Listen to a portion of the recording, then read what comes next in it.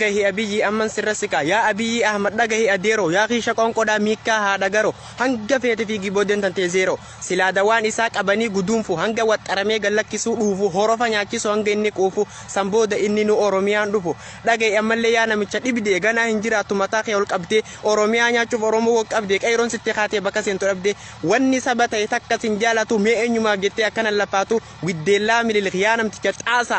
hakarran debin yobante sarasasa ifnu sadachisu facafta basasa yago wason beekin galana ratese oso sigangalchu nachatti sigeyse tirfi mala su italen cafan teise goto oromo jeft hayota oromo khayituf malifi naftanya khayti gammachisu dafi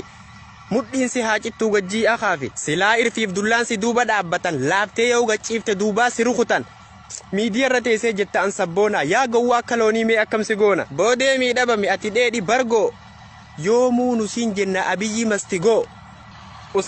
osame jidduman takaddu fe gafi namni acaalo jese oromo jechuufi nama jeesum beenu harki keenya saafi ifirra maysuufi waan fete wacaafi nuti addaan beena xirrachaafi xaafi hanga waan arganne wajji walibaanu shakkin takka dhufte